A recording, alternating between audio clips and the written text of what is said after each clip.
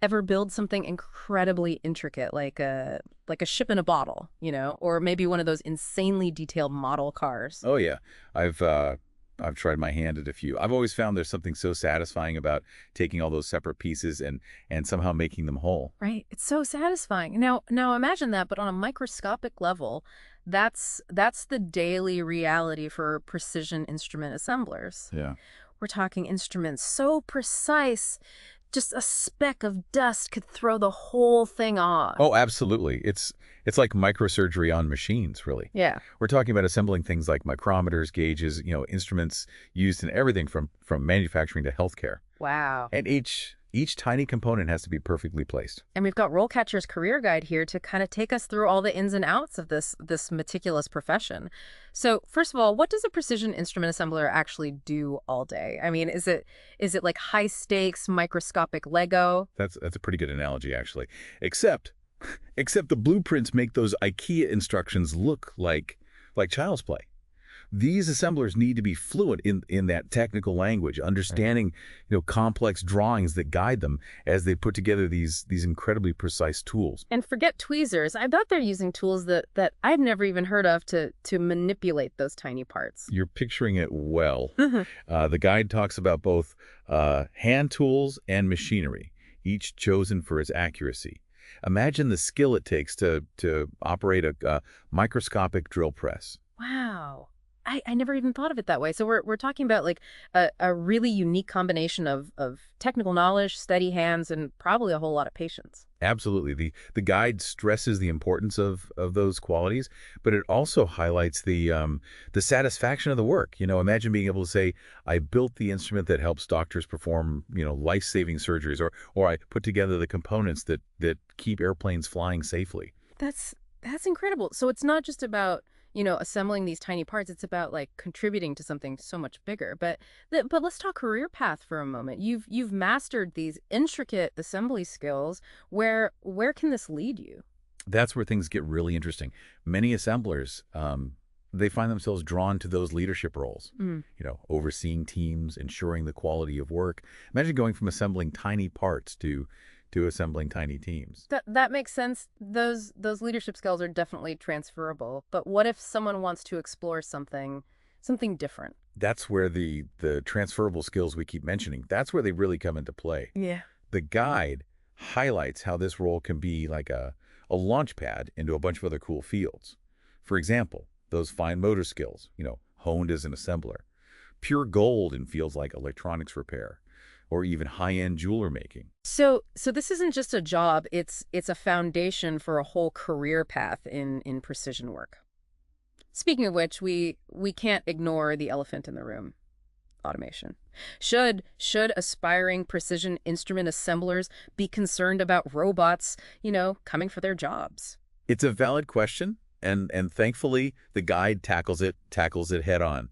The Bureau of Labor Statistics predicts some changes in the coming years. But here's the interesting part. It's not about robots replacing humans entirely. It's more about a shift in skills. So it's less about fearing automation and more about like adapting to it. Exactly. Imagine becoming the go-to assembler for surgical robotics. That's a specialization in high demand. So instead of being replaced, you're becoming even more valuable because you can work with these advanced systems. Precisely. It's like knowing how to drive a stick shift. It might not be essential for everyone, but it makes you incredibly valuable in certain situations. Okay, that's a great way to think about it. So how does someone in this field or considering it make sure they stay ahead of that automation curve? The RoleCatcher guide must have some advice. It does. One suggestion is to become a specialist. Think of it like this. If you needed brain surgery, you wouldn't want a general practitioner operating on you, right? You'd want a neurosurgeon. So in the world of precision instrument assembly, instead of being like great at assembling anything, you become the expert in, say, aeronautical instruments. Exactly. You become the go-to person for a specific niche, making you incredibly valuable in a world where general assembly tasks might be automated. Okay, so specialization is key, but how do you even start to find that niche? What does the RoleCatcher guide suggest? It recommends looking at your interests. What types of instruments or industries really fascinate you? Maybe you love tinkering with cars and could see yourself specializing in automotive sensors, or perhaps you're drawn to the medical field and would be interested in assembling instruments used in like minimally invasive surgeries. So it's about finding that sweet spot where your passion for precision meets a real-world need. Now on a practical level, how does one actually become a precision instrument assembler? I imagine hands-on experience is key. You're spot on. The guide stresses that practical experience is crucial. But here's a cool idea the guide suggests. Volunteering for projects that involve instrument assembly and calibration. It's a win-win. You gain valuable experience while giving back to your community or a cause you care about. Volunteering, what a fantastic way to get your foot in the door. So we've got specialization, we've got hands-on experience. Anything else aspiring assemblers should be thinking about? The guide dives into some really helpful advice on building a killer portfolio, but I think we should save that for next time. All right. We'll leave our listeners hanging on the edge of their seats. But before we move on, anything from this first look at the guide has you particularly intrigued? What really jumped out at me is this idea of working in a clean room. It sounds like something straight out of a science fiction movie. Clean room. Now that you mention it, I think I saw a glimpse of that in the guide as well. I'm already imagining myself decked out in a hazmat suit. Don't worry, it's not quite that extreme. But we'll definitely delve into the fascinating world of clean rooms and how they impact precision instrument assembly in our next installment. I can't wait. We'll be back soon with part 2 of our deep dive into the world of precision instrument assemblers. Make sure you're subscribed so you don't miss it. Welcome back to the deep dive. Last time we left off with that tantalizing mention of clean rooms. It definitely sounds more like a sci-fi setting than an actual workplace. Right. It does sound futuristic, but clean rooms are very real and incredibly important in precision instrument assembly. Okay, so for those of us who haven't really encountered this concept before, what exactly is a clean room? In the simplest terms, a clean room is a highly controlled environment designed to minimize contamination. We're talking air filtration systems that remove even like microscopic particles. Yeah. Specialized clothing for workers to prevent shedding, and rigorous cleaning protocols. So it's not just about, wiping down your workstation. It's about like controlling for dust, microbes, even static electricity in the air. Exactly. All these factors can wreak havoc on sensitive instruments during assembly. Imagine like a tiny speck of dust getting lodged in a gyroscope used for navigation. A minor flaw in the assembly process could have major consequences down the line. Wow, that's incredible. It's amazing how we take for granted the cleanliness of the things that we use every day. So these clean rooms are all about like managing that invisible world, those tiny particles we don't even think about. And as technology advances and we move towards even smaller components, the importance of clean rooms is only going to increase. Imagine like assembling something like a nanobot. You need an incredibly clean environment to prevent even the smallest contaminants from interfering with that assembly process. It's mind-boggling, really. So it's not just science fiction anymore. It's the reality of modern manufacturing. Speaking of which, we were also talking about portfolios in the last part. What should an aspiring precision instrument assembler include in their portfolio? Think of it like a visual resume for your precision skills. The RoleCatcher guide suggests high-quality photos of your work, detailed descriptions of the instruments you've assembled, even testimonials from satisfied clients or supervisors. So you're not just showing that you can, follow instructions. You're demonstrating your eye for detail, your problem-solving skills, your passion for precision. Exactly. Yeah. Highlight those projects where you went above and beyond, Right. where you faced a challenge and found a creative solution. And it's not just about what you include, but also like how you present it. Absolutely. The guide suggests creating both a physical portfolio to bring to interviews and an online version that you can easily share. So having both options shows you're prepared for anything, really. But even with a stellar portfolio, landing that dream job requires, acing that interview. What kind of questions can someone expect in a precision instrument assembler interview? Get ready to talk about accuracy. The guide lists some common questions like, How do you ensure accuracy when assembling precision instruments? They want to hear about your meticulous approach, your understanding that even tiny movements matter. It's like those competitive cooking shows where one misplaced sprinkle can make or break the entire dish. What other questions came up in the guide? They'll likely ask about your problem-solving skills. Yeah. Something like, can you tell us about a time you had to troubleshoot a problem during assembly? They're looking for that ability to think critically, to find solutions when things don't go according to plan. Which, let's face it, happens even to the most experienced assemblers. So it's not just about, following instructions perfectly. It's about knowing what to do when those instructions need a little tweaking. Precisely. Adaptability is key in this field. The RoleCatcher guide must also have some advice on salary expectations for precision instrument assemblers. It does. Mm-hmm. According to the guide, the salary can vary depending on factors like experience, location, industry, and specialization. But to give you a ballpark figure, the median annual salary in the U.S., as of remove this bracketed section and insert the month and year of the most current salary data is around. Remove this bracketed section and insert current median annual salary for precision instrument assemblers in U.S., according to the Bureau of Labor Statistics. Okay, so that's a pretty good starting point. And of course, with experience and additional certifications, there's always potential for salary growth. So it's a career path with both immediate earning potential and long-term opportunities. But let's shift gears for a moment and talk about the less tangible rewards of this profession. What are some of the things that draw people to this field besides the paycheck? The guide emphasizes the deep sense of satisfaction that comes from working with such precision and attention to detail.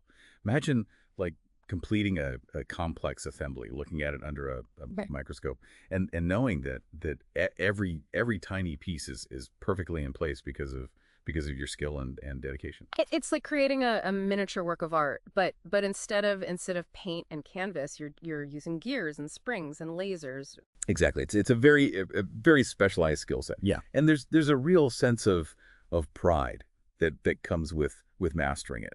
Plus there's the satisfaction of knowing that your work is contributing to something bigger than yourself. That's a great point. Whether you're assembling, medical devices that save lives, scientific instruments that advance our understanding of the universe, or even those tiny components that make our smartphones work, there's a real sense of purpose in this work. But what about the other side of the coin? What are some of the challenges that precision instrument assemblers might face? The guide is upfront about the repetitive nature of some tasks, which might not be everyone's cup of tea. Yeah. It also mentions the importance of maintaining focus for extended periods, which can be mentally draining.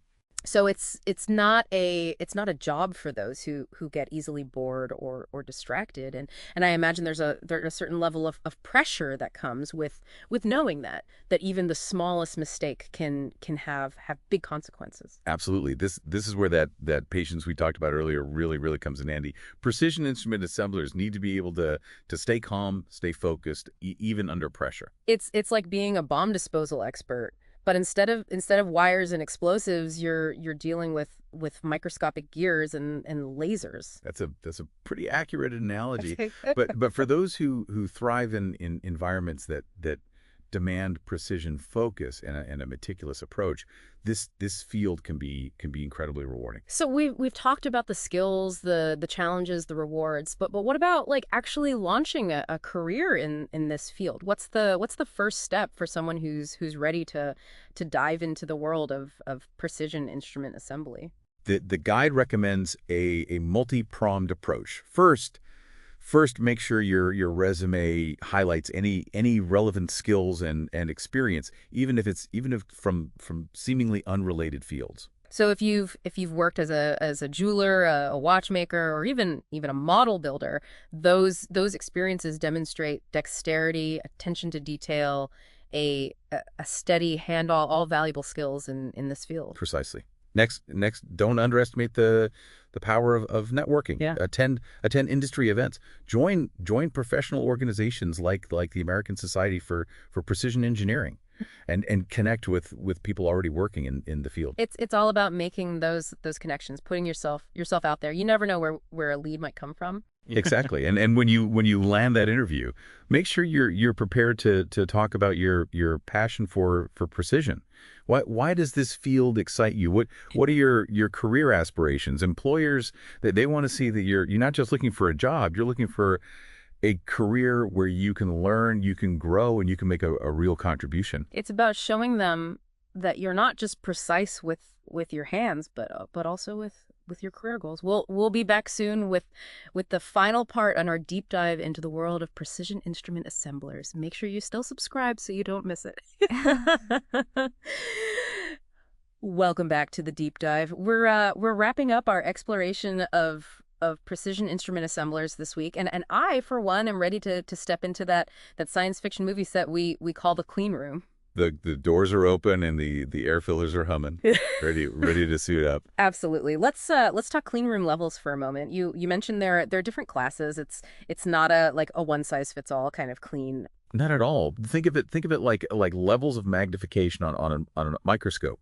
The RoleCatcher guide explains that the cleanest clean rooms, called ISO class 1, those are used for things like manufacturing sensitive microchips, or even doing certain types of research where even the tiniest particle could throw off the results. So we're talking about like environments cleaner than a surgical theater. You bet. As those ISO class numbers go up, the allowable number of particles that increases. So a class 9 clean room is less stringent than a class 7, for example. It's all about matching that level of cleanliness to the sensitivity of the work being done.